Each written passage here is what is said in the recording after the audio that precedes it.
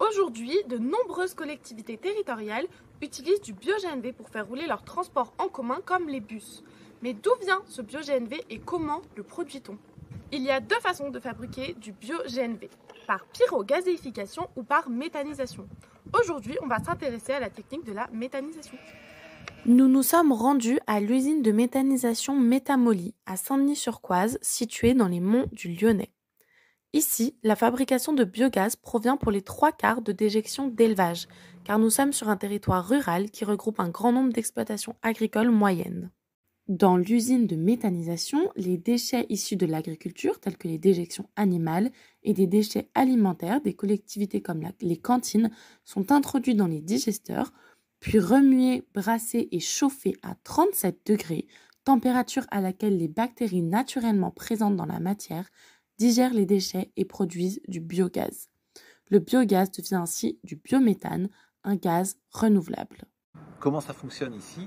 Le gaz est pris sur le réseau GRDF, il est compressé via des compresseurs qui sont dans la station, dans des bouteilles de gaz, donc c'est compressé à 350 bars.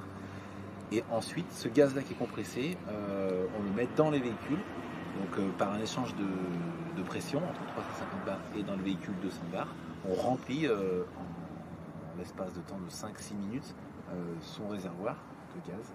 Et après, on peut rouler 400-500 km avec du biogaz fabriqué ici localement. L'unité de méthanisation Métamoly, elle fabrique du gaz. Ce gaz, il est injecté dans le réseau GRDF.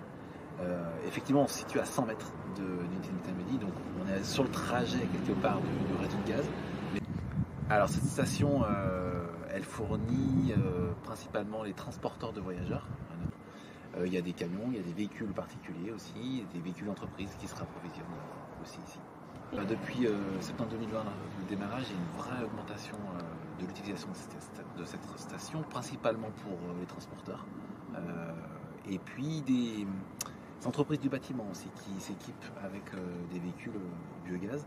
Pourquoi? Parce que se met en place des zones à faible émission, donc la zone autour de la métropole de Lyon, bientôt Saint-Étienne, où les vignettes critères 3 ne pourront plus rentrer. Et donc le biogaz ici, c'est une alternative pour pouvoir rentrer dans les zones à faible émission. Le bio-GNV, gaz naturel véhicule, nécessite le biométhane comme source d'énergie, des stations d'avitaillement comme celle-ci et des véhicules conformes à ce carburant vert. Le réseau de stations bio-GNV est géré par le réseau de distribution de gaz naturel GRDF. On compte plus de 250 stations bio-GNV et GNV en France. Fin 2022, le ministère de la Transition énergétique comptabilisait 1705 installations qui valorisent et produisent du gaz renouvelable en France.